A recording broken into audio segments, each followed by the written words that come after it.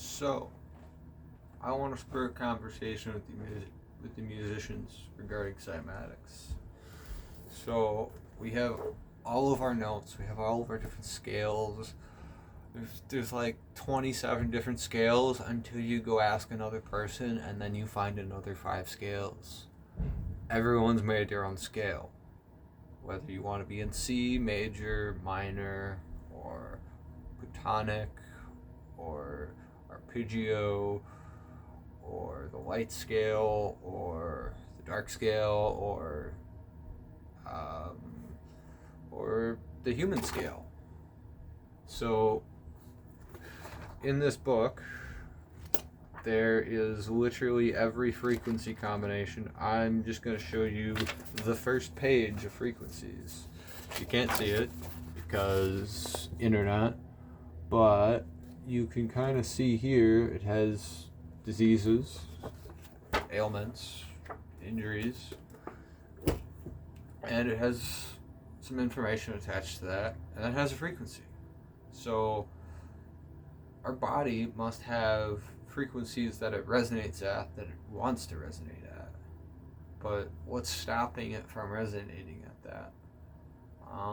Muscle imbalance, blockages, tension, toxins, heavy metals, basically everything that makes you sick is blocking the resonance from happening. So what happens when you achieve resonance? For that, we have to go ask the Buddha. So what does the Buddha have to say on this? Well, the Buddha is enlightened and need not say anything except enjoy your time in the astral realm, or whatever realm that you're in. So if the Buddha says something like that, some philosopher stuff, then isn't that like the meaning of life? Maybe? Maybe? Who knows? Definitely not me. The guy on the internet that's speaking to a camera that has a blown out window. It's not blown out, but it's blown out on a camera. So back on topic. So different book here, different author. What lines up in it? Where are the discrepancies? So you ask, is there like big discrepancies in like, well, what do they call like the first Schumann? Or like, what do they call that? There's really not a lot of discrepancy here except in how they present the information. You still have loads and loads and loads of tested, validated diseases. And you still have all of the main points. For instance, I'm just going to list a few off here. You have, we're going to start with the words and we'll go to the numbers. So you have delta, theta, alpha, beta, gamma, and lambda, and zeta, and there's a few more up there, but not many people on Earth can get to those, so we don't talk about those. Those are up in the kilohertz, the megahertz, the gigahertz, the terahertz, so we don't really think about those a lot. They do exist. All of our electronics make frequencies above the audible spectrum or below the audible spectrum. So basically anything that you can't perceive is full of awful noise and nonsense. So if you ever do get up there, you're immediately labeled as crazy for hearing things that no one else hears. But do you really hear it? You do. Perception is reality. So where's the next question? So what is chat asking me right now? What diseases can this treat? Is this a cure-all? Is this voodoo witch science? How does this fit into modern medicine? There's the question. How does this fit into modern medicine?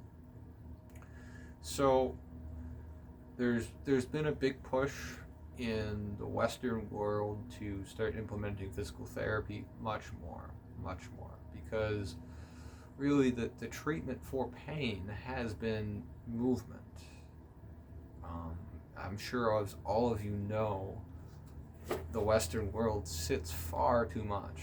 Like, the people who make the most money sit the most, and then they buy the most drugs. That's kind of pharma's business, but we're not talking about pharma today. We're talking about how to be healthy.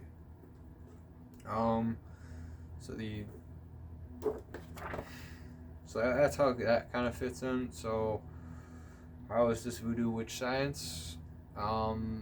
It's not. You could consider this frequency-based medicine.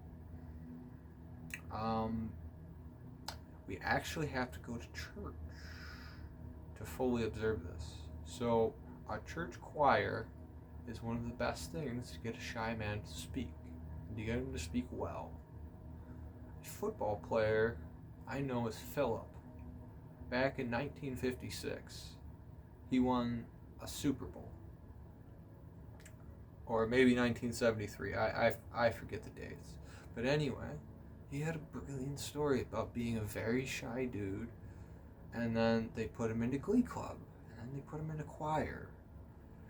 And what he said was that got him using his voice, and it got him using it properly, overcoming the shyness, or the tension, or the lack of mobility in one's voice.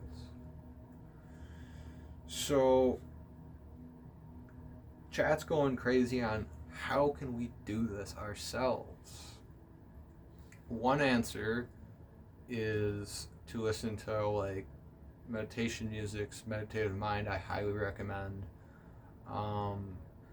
Positive Vibes is a good one. Honestly, all the ones on YouTube are pretty good. You just have to find what works for you. But how can we use this besides just like listening to tonal music all the time and thinking we're going crazy because we're actually just falling off balance? Well, with tonal medicine, it's a lot like cooking. So let's say that you have a ton of delta waves in your body and virtually no theta. You're going to be very tired and not very focused. Say you have a lot of alpha but not a lot of delta, then your muscles will be relaxed, but the systems underneath those won't really be rested. There's plenty of other imbalances that you can have. It's not just the brainwave frequencies that we're talking about. These are important. These are like the big things in the body that move around. That's kind of why I'm going back to them so often. But we also just have like rickets, or Q fever, as someone else called it, is at 549. So if you play that frequency and you have Q fever, then you may just be healed. It's really, literally just a random fucking thing I went to. I don't think that's related to Q, though. I have no evidence to base that. That's literally just a random line. Okay, let's go to a big one, because this book actually just has them in big sections. So if you're looking for a specific frequency that correlates with a specific ailment, this book is very good for that. I won't put it in the description. You may have to read backwards. I'm sorry. But anyway, like the big one on this page is 20 hertz. It takes up literally the whole fucking page. So what does 20 hertz do? So enema, heart tonic, heartburn chronic, mumps, muscle tonic, muscles to relax, stiff muscles. I could go on. And you say, well, why aren't we playing these frequencies all the time? Go ask your musicianal friend. They'll gladly play you a tune. But I'll say this about his tune. It may not be in tune with the universe. But that's fine. If you're in tune with the universe, you really can't be on Earth. Or can you? You just have to balance it between like your highest self and 2 feet beneath the ground. Or 2 meters, which is it? Comments below.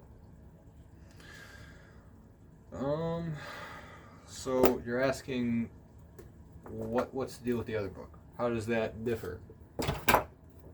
So this book, instead of just having like one small section of it, this goes into great detail about the frequency charts. Hey, there's something I haven't read before that one of you may want to just look at. That's definitely backwards. I'm sorry, internet. This is just on parasites. I'm not familiar with parasites, but hey, it's a good looking graph. But yeah, if you really want to do frequency-based medicine, you know where to go. You know what to do. So, 11 minutes into this video, how does this all relate to cymatics? We're way off course for the channel, but how does it relate? So, it relates to it in the fact that, well, the dish has a resonant point, the table has a resonant point, the room has a resonant point, and you have 7 resonant points, or however many you choose to feel. So this has kind of gone on for like a while, and I wasn't expecting to be on this topic for that long, so I'm just going to leave it at this. Have a wonderful day, and sleep tight.